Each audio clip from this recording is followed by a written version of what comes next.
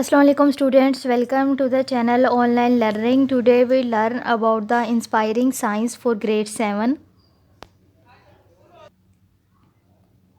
आज का हमारा टॉपिक है रिस्पायरेशन इन ह्यूमन बींग्स। आज हम देखेंगे कि ह्यूमन बींग्स के अंदर रिस्पायरेशन का प्रोसेस किस तरह से होता है। ह्यूमन बींग्स में रिस्पायरेशन का प्रोसेस के लिए दो स्टेजेस होती हैं। नंबर 1 इज़ गैस एक्सचेंज और breathing and number 2 is cellular respiration. सबसे पहले हम देखते हैं कि ह्यूमन बींग्स के अंदर ब्रीथिंग किस तरह से होती है। ब्रीथिंग किसे कहते हैं? कोई भी फिज़िकल मूवमेंट जिसमें गैशियस एक्सचेंज होता है उसको हम कहते हैं ब्रीथिंग। जब भी हम ब्रीथ करते हैं, सांस लेते हैं, तो वो एयर जो कि हम इनहेल कर रहे होते हैं, अपने अंदर लेके जा रहे होते हैं, वो हमारे अंदर जाने के बाद डिफरेंट तरह के ऑर्गन्स में से पास हो रहा होता है।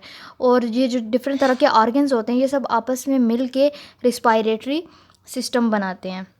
रिस्पायरेटरी सिस्टम में हमारी बॉडी के बहुत से पार्ट्स इन्वॉल्व होते हैं। For example nostrils, nasal cavity, wind pipe जिसको हम ट्रेकिया भी कहते हैं, ब्रोंकाई एंड लंग्स।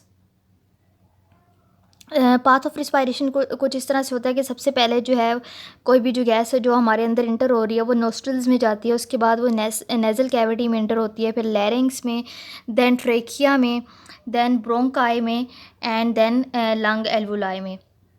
और जो नेचुरल एयर है जो कि हमारे आसपास जो प्रेजेंट होती है उसके अंदर जो ऑक्सीजन की परसेंटेज है वो है 21% और कार्बन डाइऑक्साइड की परसेंटेज है 0.03%।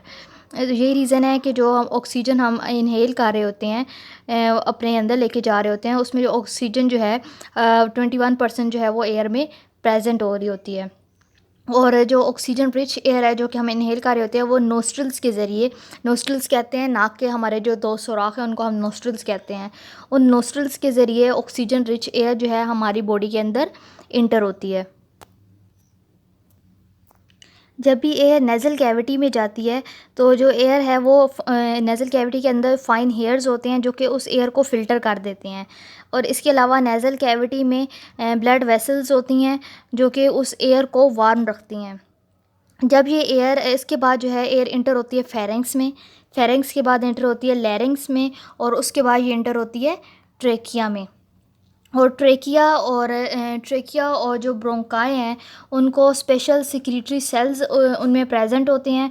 ये जो स्पेशल सिक्रीटरी सेल्स हैं जो कि ट्रेकिया में और ब्रोंकाई में प्रेजेंट होते हैं, ये सिक्रीटरी सेल्स म्यूकस सिक्रीट करते हैं। म्यूकस का क्या काम होता है? म्यूकस वो एयर जो कि नेज़ल कैविटी के ज़रिए अंदर इंटर हो रही होती है वो उस एयर को मॉइस्चर कर देते हैं, गीला कर देते हैं जैसे ही वो एयर रिस्पायरेटरी ट्रैक्ट में से गुजरती है। और इसके अलावा ये जो म्यूकस है वो बहुत से डस्ट पार्टिकल्स और बैक्टीरिया को अपने अंदर ट्रैप कर लेता है। उसके बाद जो एयर है वो ब्रोंकस से इंटर होने के बाद जाती है ब्रोंक्योल्स में और ब्रोंक्योल्स के बाद इंटर होती है लंग्स में। लंग्स क्या होते हैं? लंग्स जो हैं स्पॉन्जी और इलास्टिक ऑर्गन्स हैं जो कि बॉटम से ब्रॉड होते हैं, यानी उनकी जो नीचे वाली जो साइड है वो ब्रॉड होती है, बहुत खुली होती है, और वो जो ऊपर से टॉप से वो बिल्कुल टेपर हुए होते हैं, कॉर्नर की शेप उनकी बनी होती है।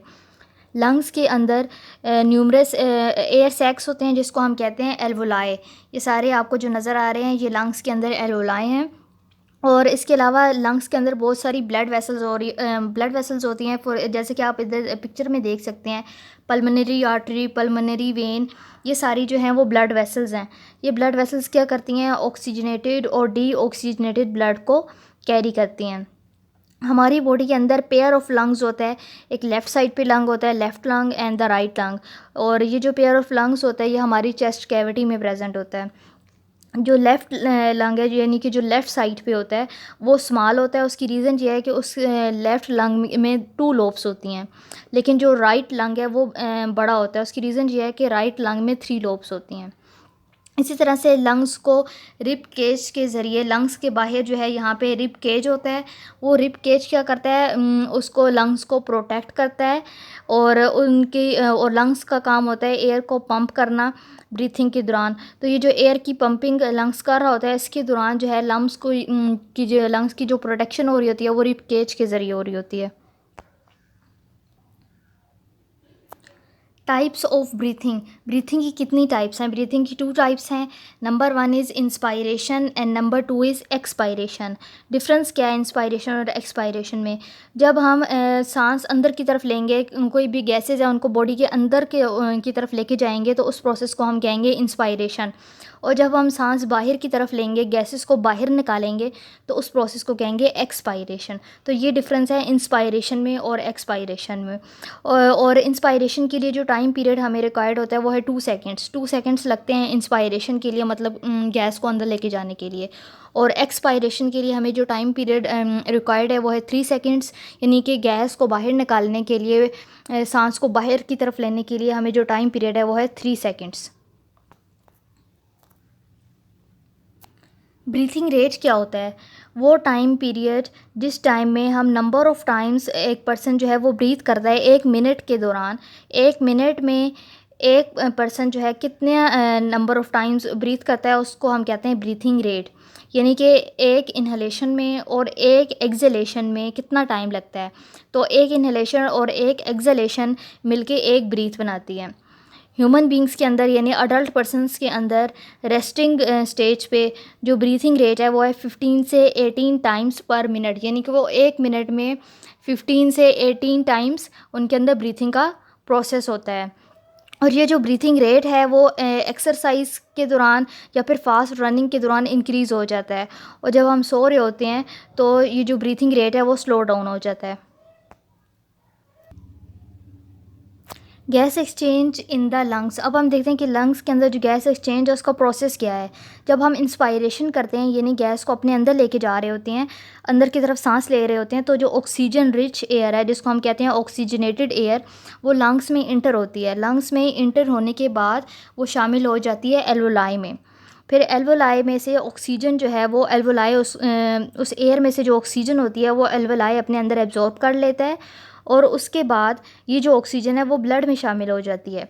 ब्लड में ये जो आपको यहाँ पे नज़र आ रहे हैं रेड ब्लड सेल्स, ये जो है उस ऑक्सीजन को पिक कर लेते हैं, और ब्लड के अंदर एक रेड पिगमेंट होता है जिसको कहते हैं हीमोग्लोबिन। वो हीमोग्लोबिन जो है वो ऑक्सीजन के साथ, इन रेड ब्लड सेल्स के अंदर जो हीमोग्लोबिन है वो ऑक्सीजन के साथ कंबाइन हो जाता है, और इस ऑक्सीजन को डिफरेंट सेल्स तक कैरी करके ले जाता है। इसी तरह से जो कार्बन डाइऑक्साइड है वो डिफरेंट बॉडी पार्ट्स में पिकअप हो जाती है, डिफरेंट बॉडी पार्ट्स उसको पिक कर लेते हैं और उसको ब्लड के ज़रिए ट्रांसपोर्ट करके एल्वोलाई तक ले जाते हैं। और एक्सपायरेशन, अब एक्सपायरेशन के दौरान क्या होता है? एक्सपायरेशन के दौरान जो कार्बन डाइऑक्साइड रिच एयर है, यानी वो एयर जिसमें ऑक्सीजन कम है, कार्बन डाइऑक्साइड ज़्यादा है, वो एल्वोलाई से बाहर निकल जाती है, और इस तरह से वो हमारी बॉडी से एक्सपायर हो जाती है, यानी रिलीज़ आउट हो जाती है। अब हम देखते हैं कि जो लंग्स हैं वो कितना एरिया कवर कर रहे होते हैं।